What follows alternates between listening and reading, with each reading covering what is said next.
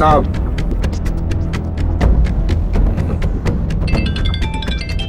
Hello भाई, वो hard disk proof के साथ हमारे हाथ लग गई। सारे डिटेल्स चेक करने के बाद मुझे फोन करो। ऐसे ना, ये ले हार्ड डिस्क कनेक्ट कर। ठीक है। सात अजूबे इस दुनिया में, आठवां तू और मैं मेरे यार। सात अजूबे इस दुनिया में, आठवां। क्या एक्टिंग है, क्या सिंगिंग है, क्या डांसिंग है। अरे एक्टिंग तो इसके ब्लड में है। गाना तो पसंद आया ना भाई लोगों? ए, फोल्डर चेंज कर। अकलक चकलक चकेगी तुम, क्यों चांद सितारे होते गुम जब सूरज आता है, जब सूरज आता है। रात अंधेरी होती है तो इन्हें देख सकते हैं हम, दिन में सूरज निकलता है तो इन्हें देख नहीं सकते हम। डिंग डंग डिंग डंग डंग डंग, डिंग डंग डिंग डंग डंग डंग, डिंग डंग डिंग डंग डंग डंग। अरे वाह, बचपन से ही डबल रोल कर रहा है। अरे तुम लोगों को तो तब चड्डी पहननी भी नहीं आती होगी। कमाल कर दिया बॉस। अरे तुम सब इसके बचपन की फिल्म देखो, हैरान हो जाओगे। ए, बंद कर इसे। बहुत बहुत शुक्रिया। थैंक्स। एक्सक्यूज मी, एक मिनट। हेलो भाई, हार्ड डिस्क में कुछ भी नहीं है। क्या बक रहा है? पहले वो फोल्डर भेजो। जल्दी करो। सॉरी वो हम बात कर रहे थे ना उस विषय को। विल यू प्लीज वो फाइल उन्हें देंगे? जी ठीक है।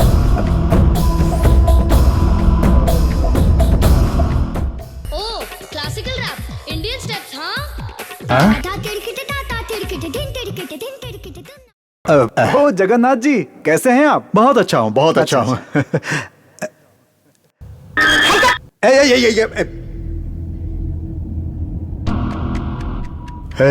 उसने हमें धोखा दिया है। सुनो, कल शाम को मैं शपथ ग्रहण करूंगा। वो इस सबूत को लेकर कुछ भी कर सकता है। मेरे मुंबई पहुंचने से पहले तुम्हें किसी भी हाल में वो हार्ड डिस्क लेनी होगी। अटैक करो आश्रम पे, चाहे वहां मेरे पिताजी भी हो तो भी नहीं चुकना।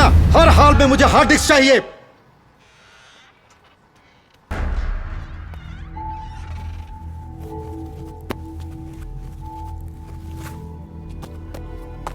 इसे चुराने के लिए मैं आश्रम में आया था। मेरी पोती के हार्ट में एक छोटा सा होल था सर। ऑपरेशन के लिए 10 लाख चाहिए। अगर मैं ये काम करूंगा तो उन्होंने कहा वो पैसे मुझे देंगे। इसे चुराने के लिए मैं जब जा रहा था तभी मेरी बेटी का फोन आया और उसने कहा ऑपरेशन सक्सेसफुल हुआ है। डॉक्टर ने कहा बेटी बिल्कुल ठीक है। उस ऑपरेशन के लिए जो खर्चा हुआ था वो आपके ट्रस्ट ने मुझे दिया था सर। तब मैं समझ गया कि आप जैसे लोगों को धोखा दूंगा तो भगवान मुझे कभी क्षमा नहीं करेगा। दया करके मुझे माफ कर दीजिए सर।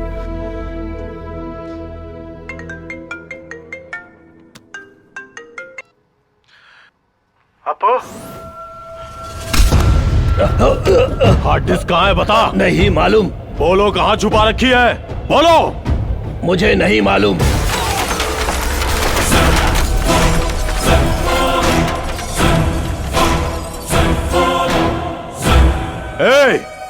हार्ड डिस्क हमें नहीं दोगे तो तेरी आंखों के सामने इन सबको मौत के घाट उतार दूंगा।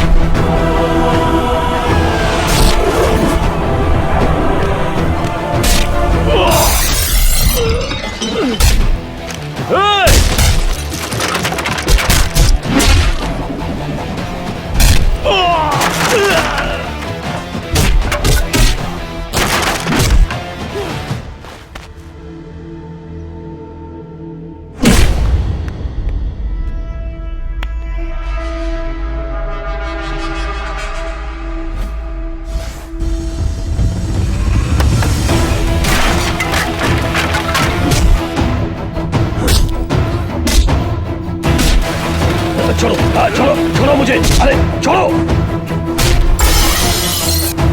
छोड़ो मुझे। अरे कहाँ ले जा रहे हो?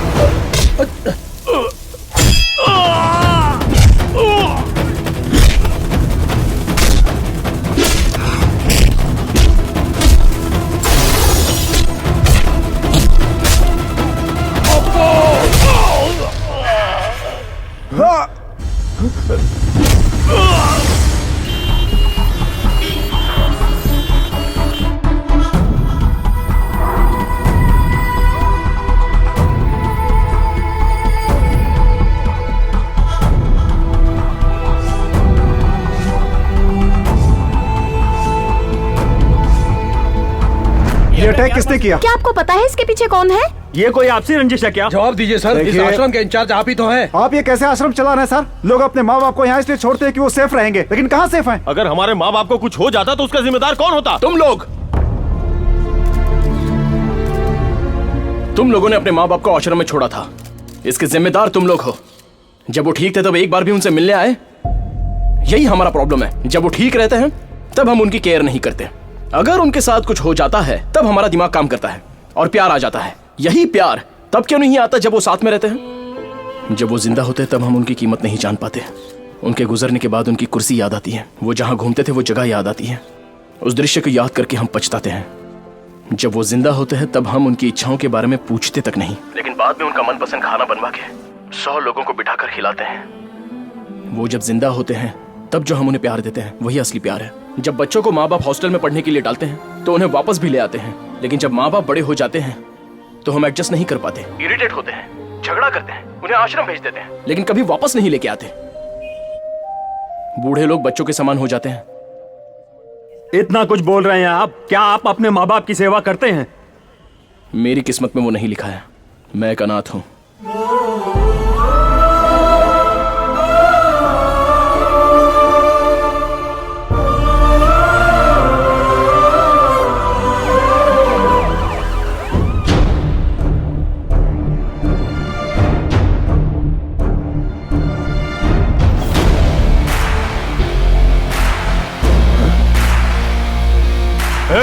तेरी इतनी हिम्मत कि तू यहाँ तक आ गया? जो आदमी किसी से भी टकरा सकता है उसे तुझ जैसा आदमी छू भी नहीं सकता। ऐसे में मारने की बात तो दूर ही रही। आईसीयू में पड़े अपने पिता के बारे में जब तू सोचता ही नहीं है तो उन बच्चों के बारे में क्या सोचेगा? आश्रम में रहने वाले बुजुर्गों के बारे में क्या सोचेगा? तुझे ये सबूत चाहिए ना? मैं बस अपने डैड को निर्दोष साबित करना चाहता था।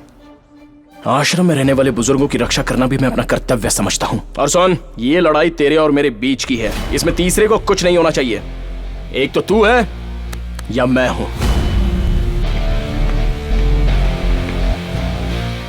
अगर उनमें से किसी को भी कुछ हुआ ना तो तू चाहे जितनी ताकत लगा ले, मेरी ताकत तुझे नहीं छोड़ेगी।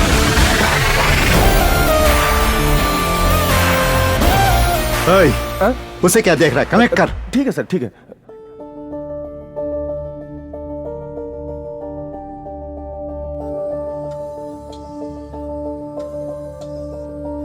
मैं जगन्नाथ ये वचन देता हूँ, मैं जगन्नाथ ये वचन देता हूँ, कानून के द्वारा बनाए गए भारत देश के संविधान के मुताबिक, कानून के द्वारा बनाए गए भारत देश के संविधान के मुताबिक, मैं श्रद्धा और निष्ठा से मैं भारत देश की सेवा करने, मैं भारत देश की सेवा करने, अपना कर्तव्य निभाते हुए महाराष्ट्र राज्य का स्वास्थ्य मंत्री बनके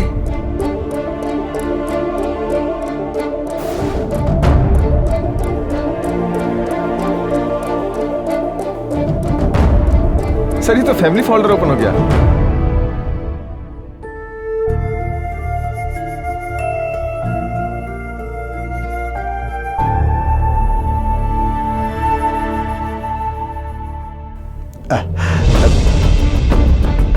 जगन्नाथ,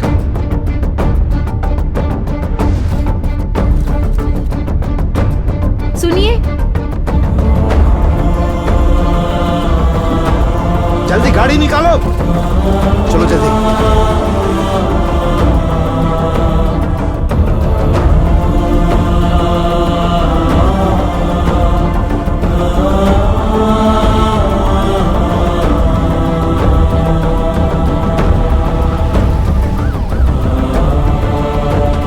किसी को प्रॉब्लम नहीं होनी चाहिए।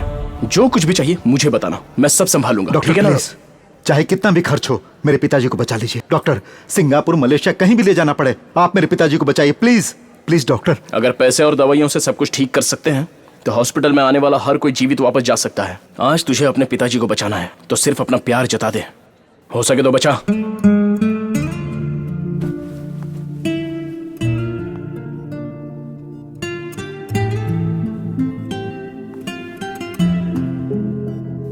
पापा, पापा, मैं आपसे 2 मिनट बात करना चाहता हूं पापा। जिंदगी भर आप मुझसे अच्छे रास्ते पर चलने के लिए कहते रहे, लेकिन मैंने आपकी बात नहीं सुनी। आज मैं पछता रहा हूं पापा।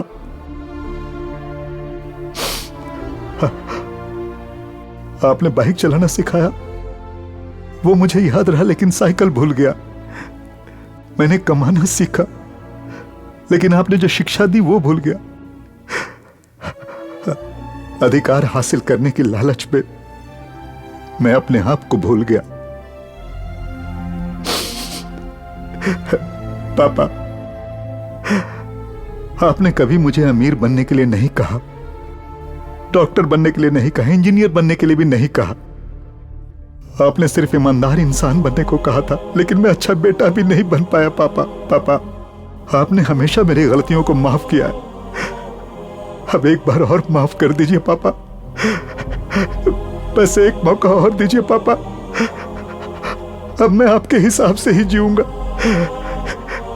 एक अच्छा इंसान बनकर दिखाऊंगा। प्लीज पापा, पापा प्लीज पापा।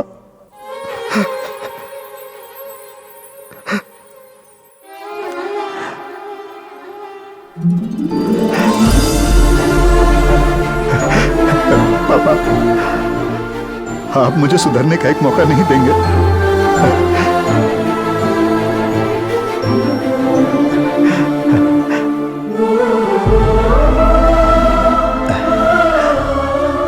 मेरे पिताजी अच्छी जिंदगी जी रहे थे, लेकिन मैं उन्हें मौत की ओर ले गया, और तुमने अपने पिता को अपने दिल और दिमाग में अभी तक जिंदा रखा। इस समाज को सुधारने के लिए किसी एमएलए या एमपी की जरूरत नहीं है। हर घर में तुम्हारे जैसा एक बेटा हो, वही काफी है। योग्यता इंसान को एक बार मिलती है, लेकिन वो आखिर तक बनी रहती है। Thank you.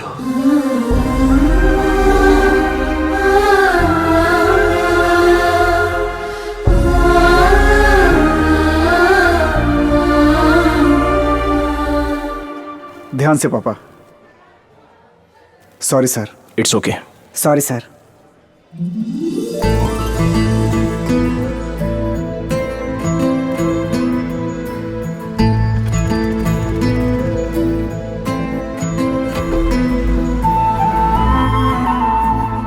I am very sorry sir.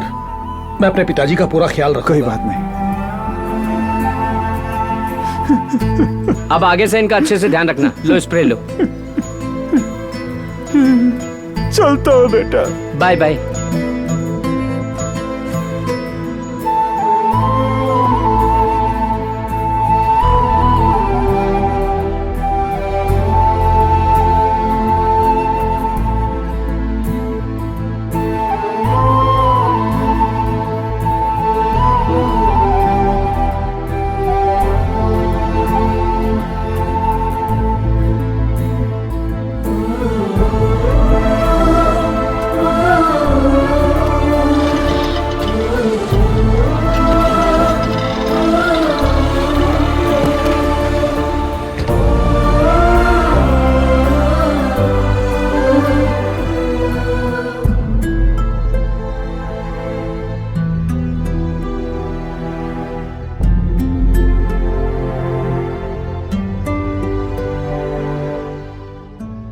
आखिरकार राष्ट्र के पोलियो स्कैम का अंत हुआ। इसमें एनआरआई अशोक और भूतपूर्व मंत्री श्रीधर निर्दोष हैं, ये साबित हो गया। हमारे प्रेजेंट हेल्थ मिनिस्टर जगन्नाथ ने अपना अपराध स्वीकार कर लिया है, और इसके साथ ही उन्होंने इस स्कैम की पूरी रिस्पॉन्सिबिलिटी अपने ऊपर ली है। I am proud of you. जो अपने पिता का नाम रोशन करे, वही सच्चा बेटा होता है। तुमने इस मुस्कुराहट से सबका दिल जीत लिया बॉस। जिनके जीवन में दुख था, तुमने उन्हें प्यार दिया। आज तुम हर एक की नजर में वाकई एक राजकुमार हो। अगर आज तुम्हारे पिताजी होते तो वाकई बहुत खुश होते। मुझे कभी महसूस नहीं हुआ कि मेरे डैड नहीं है। मैं हर काम दिल लगा के करता हूँ। मैं लोगों को अपना समझता हूँ, और लोग भी मुझे प्यार करते हैं, इसलिए सब मेरे अपने हैं।